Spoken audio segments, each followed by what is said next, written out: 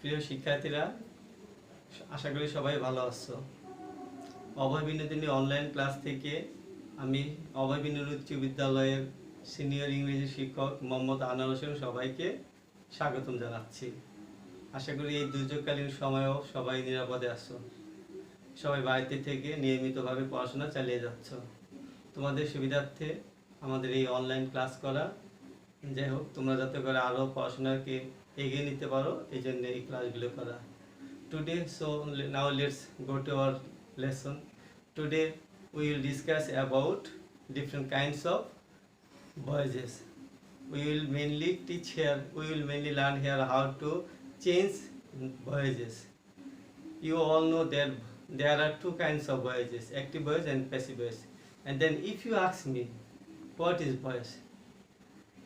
The answer is the mode of doing any work is called voice. অর্থাৎ সাবজেক্টের কাজ করার রীতিটাকেই ভয়েস বলা হয়। এখানে ভয়েসগুলো সাধারণত দুই প্রকার, সেটা কি অ্যাক্টিভ ভয়েস এবং প্যাসিভ ভয়েস। ভয়েস দুই প্রকার, সেটা কি অ্যাক্টিভ ভয়েস এবং প্যাসিভ ভয়েস। এখন যদি তোমরা তো সবাই জানি যে অ্যাক্টিভ ভয়েস কাকে বলে, যে ভয়েস অর্থাৎ কর্তা বা সাবজেক্ট নিজে যে কাজটা করে সেই সেন্টেন্সটাকে বা সেই ভয়েসটাকে অ্যাক্টিভ ভয়েস বলা হয়। আর প্যাসিভ ভয়েস, প্যাসিভ ভয়েস কাকে বলে, যখন সাবজেক্টের উপরে কোনো কাজ এসে বর্তায়, অর্থাৎ সাবজেক্টকে দিয়ে কোনো কাজ করানো হয়, তাকে প্যাসিভ ভয়েস বলা হয়। এখন অ্যাক্টিভ ভয়েস এবং প্যাসিভ করতে গেলে কিছু নিয়ম আছে, এই নিয়মগুলি আমরা মূলত দেখব। সেটা কি অ্যাক্টিভ, আজকে আমরা আলোচনা করব মেইনলি প্রেজেন্ট ইনডিফিনিট টেন্সের এবং পাস্ট ইনডিফিনিট টেন্সের অ্যাক্টিভ থেকে প্যাসিভে চেঞ্জ। তাহলে আমরা এখানে আলোচনা করি, আমি তোমাদের সুবিধার্থে এখানে এই কিছু লিখে এনেছি যাতে করে দ্রুত হয় কাজটা, এই জন্য। তাহলে প্রেজেন্ট দেখো, প্রেজেন্ট ইনডিফিনিট টেন্স যুক্ত অ্যাক্টিভ ভয়েসকে প্যাসিভ নিয়ম। আর এখন প্রেজেন্ট ইনডিফিনিট টেন্স কি, যারা নিচের ক্লাসে আসছো তাদের একটু সুবিধার্থে আমি বলছি। আর ভয়েসটা হলো যে ক্লাস 6 থেকে ইন্টারমিডিয়েট পর্যন্ত সবার জন্য প্রযোজ্য। এখন প্রেজেন্ট ইনডিফিনিট টেন্সের আমি যদি একটা স্ট্রাকচার সাজাই তাহলে কি হবে, যেমন এখানে দেখো একটা উদাহরণ আছে, আই রাইট এ লেটার। তাহলে আইটা কি সাবজেক্ট, রাইটটা ভার্বের কি বেস ফর্ম বা প্রেজেন্ট ফর্ম, অর্থাৎ এটাকে আমরা কি ভার্ব 1 বলতে পারি।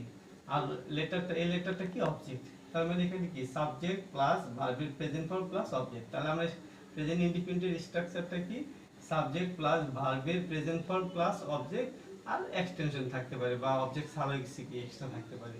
তাহলে আমরা এখন পরিবর্তনে যাব, সেটা কি অ্যাক্টিভ ভয়েসে। অ্যাক্টিভ ভয়েসে একটা উদাহরণ যদি আমি লিখি তাহলে কি হবে, যেমন I write a letter, I write a letter. এখন এই সেন্টেন্সের সাবজেক্টটা কি, সাবজেক্টটা হলো আই, অর্থাৎ সাবজেক্ট হলো আই, আর রাইটটা হলো কি ভার্ব, আর এই লেটারটা হলো অবজেক্ট।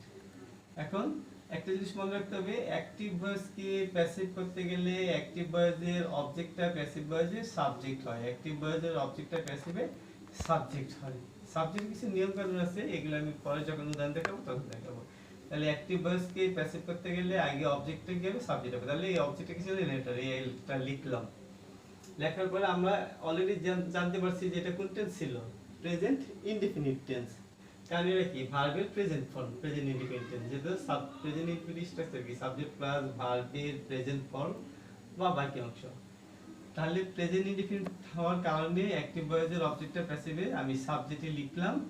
এখন যে কোনো অ্যাক্টিভ ভয়েসকে প্যাসিভ করতে গেলে একটা কি লাগবে, বি ভার্ব লাগবে, মানে অক্সিলারি ভার্ব লাগবে।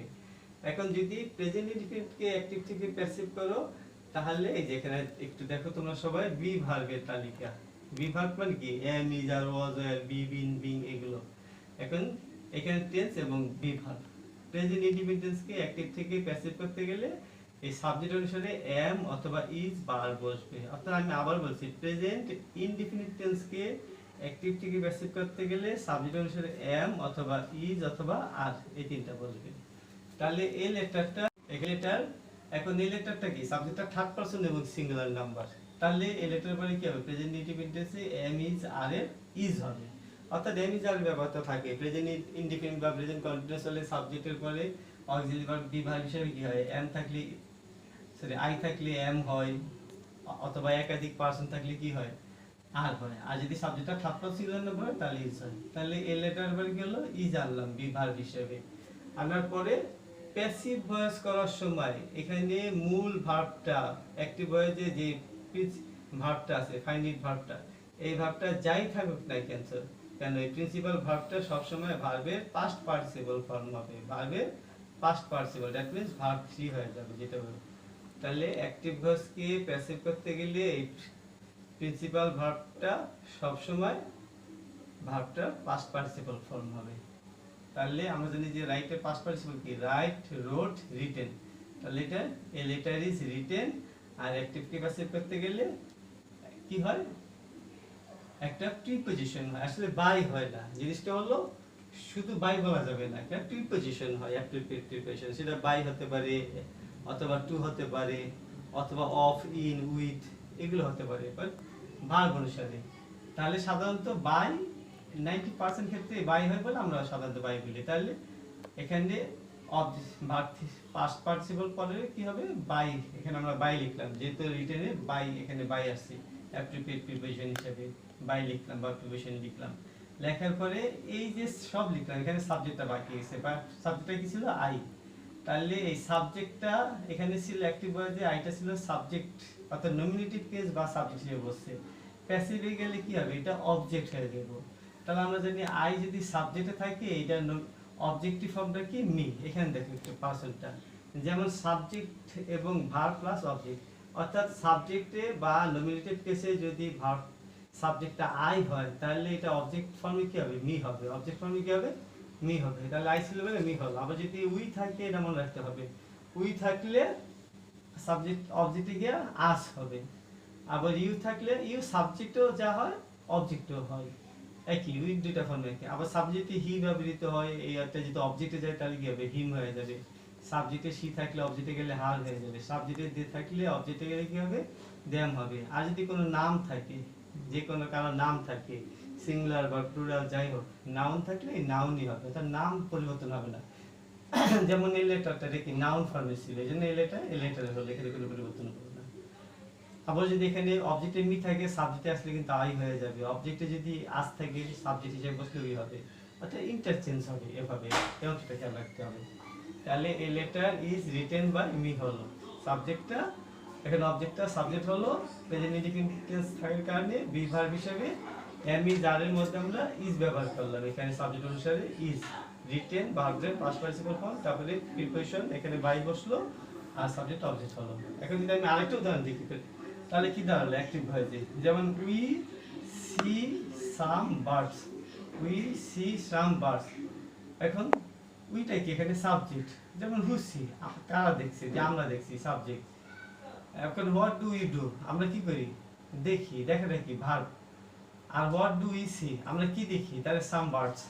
তাহলে এখানে সাম বার্ডস হলো কি অবজেক্ট। তাহলে অ্যাক্টিভ কে প্যাসিভ করতে গেলে অবজেক্টটা সবসময় কি হয়, এই অবজেক্টটা সবসময় সাবজেক্টে চলে আসে। তাহলে কি হলো, অবজেক্টটা সাবজেক্টে সাম বার্ডস, এটা কিন্তু নাউন ফর্ম ছিল, যে নাউন লিখলাম, নাউন তো বেরোতে হবে। তাহলে সাম বার্ডস, আর এটা কোন টেন্স আছে, সি, সিটা হলো ভার্বের প্রেজেন্ট ফর্ম, এখানে সি থাকার কারণে প্রেজেন্ট ইনডিফিনিট টেন্স। তো আমরা বুঝতে পারলাম এটা কোন tense, present indefinite tense. Present indefinite আমি আগেই বলছি কি হয়, বি ভার্ব হিসেবে এম ইজ আর হয়।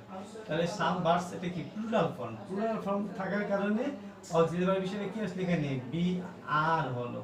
তাহলে সাম বার্ডস আর, আর যেটা ভার্বের এখানে যে প্রিন্সিপাল ভার্বটা ছিল, প্রিন্সিপাল ভার্বটা যেই ফর্মে থাকুক না কেন অ্যাক্টিভ ভয়েসে, এটা ভার্বের প্রেজেন্ট ফর্ম, পাস্ট পার্টিসিপল বা প্রেজেন্ট পার্টিসিপল যাই থাকুক, এখানে এই ভার্বটা সবসময় প্যাসিভ করতে গেলে পাস্ট পার্টিসিপলে আসবে। তাহলে সি এর ভার্বগুলো কি, সি এর বিভিন্ন ফর্ম হলো সি, স, সিন।